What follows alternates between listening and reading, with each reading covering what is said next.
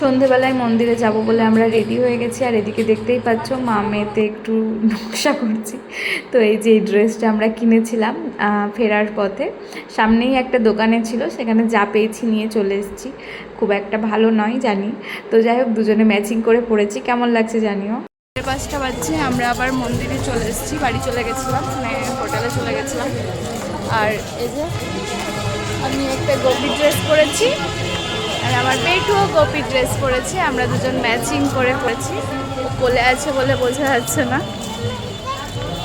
তো চলো, আমরা এখন 6টার সময় আরতি শুরু হয়, 6টা থেকে 6:30টার মধ্যে। তো আমরা এখন আরতি দেখবো, তার জন্য আমরা তাড়াতাড়ি এখন মন্দিরে ঢুকে যাচ্ছি, না তো খুব ভিড় হয়ে যায়, তখন দেখতে পারবো না। তাই ছোট্ট বুনু, ও একটা বুনু দেখেছে তাই বলছে এটা ছোট্ট বুনু। তো চলো মন্দিরে যাই, আরতি দেখবো। আর ওখানে তো একদমই ফোন অ্যালাউড নয়, সবাই জানো তোমরা যারা এসছো। তো চলো যাওয়া যাক মাম্মাম। আর সামনে দেখাই, আর এখানে এখনো অন্ধকার লাগেনি, তো অন্ধকার যখন হবে তখন আরও লাইট টাইট জ্বলবে, এখন তো বোঝা যাচ্ছে। আমরা গেছিলাম তার 2-3 দিন পরেই দোল ছিল যেহেতু, তার জন্য দেখো কত সুন্দর সাজানো হচ্ছে। টুনি বাল্ব দিয়ে খুব সুন্দর মানে চারিদিক সাজিয়েছে। আমি জানি না অন্যান্য টাইমেও এরকম সাজানো থাকে কি না। যখন গেছিলাম মানে আজ থেকে বহুদিন আগে গেছিলাম, এখন আমার একদমই মনে নেই রাত্রে কীরকম দেখেছিলাম।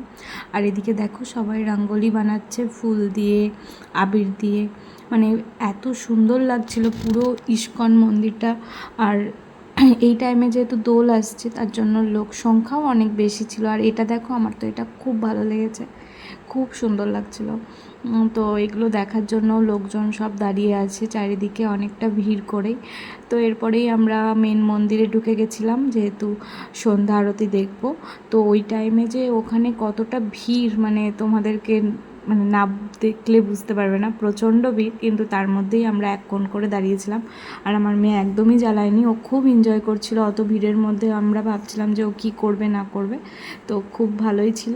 তো বাইরে বেরিয়ে ওকে আমি একটু চিড়ে ভাজা খাওয়াচ্ছিলাম। যে আর আরতির কথা তোমাদেরকে আলাদা করে আমি কী বা বলবো, তোমরা নিশ্চয়ই শুনেছো মায়াপুরের ফেমাস আরতির কথা, তো তোমরা নিশ্চয়ই সবাই জানো। তো আলাদাই একটা রোমাঞ্চকর, মানে আলাদাই একটা ফিলিংস। তো যাই হোক, তারপরে আমরা চলে এসেছিলাম, এখানে একটা থিয়েটার আছে, তো 20 থেকে 25 মিনিটের একটা শো ছিল, সেটাই দেখতে এসেছিলাম। এটা মানে অনেকক্ষণ ধরেই দেখার ইচ্ছে ছিল আমাদের দুপুর থেকে, তো দুপুরে হয়নি, তো এখন এসেছি। তো এটা দেখার পর আমাদের প্রচণ্ড খিদে পেয়ে গেছিলো। তো কাছেই ছিল গোবিন্দাস বলে একটা রেস্টুরেন্ট, এটা মায়াপুরের ইস্কন মন্দিরের ভেতরেই একদম। তো এখানে একদম সম্পূর্ণ ভেজ। এখানে কেন, মায়াপুরের আশেপাশে যে দোকানগুলো আছে বাইরে, সেগুলোও সব ভেজ, একদম পিওর ভেজ। তো এখানে বেশ খাওয়া দাওয়া করলাম, বেশ ভালোই ছিল খাওয়া দাওয়া, তোমরা ট্রাই করতেই পারো। তো বেশ পরিষ্কার পরিচ্ছন্ন, বেশ ভালোই লেগেছে। তারপর বেরিয়ে পড়লাম, আর বেরিয়ে যে কী ভালো লাগছিল, মানে তোমাদেরকে বলে বোঝাতে পারবো না, এত সুন্দর চারিদিকে লাইটিং আর একটা ফুরফুরে হাওয়া। মনে হচ্ছিলো যদি এখানেই আমাদের থাকার রুমটা পেতাম তো কী যে ভালো হতো।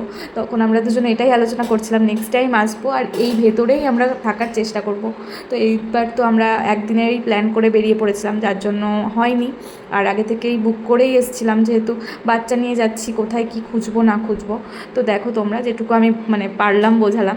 তো এটাই ছিল আমাদের ফার্স্ট ডে মায়াপুর। তো এরপর আমরা বাড়িকে, মানে বাড়ি তো না, রেস্টুরেন্ট হোটেল যেখানে ছিলাম, যাই হোক সেখানে গিয়ে তো ভিডিওটা এখানে শেষ করলাম। তোমাদের কেমন লাগলো অবশ্যই কমেন্ট জানিও, আর কে কে মায়াপুরে গেছো সেটাও কমেন্টে বলো। চলো বাই, টাটা, গুড নাইট।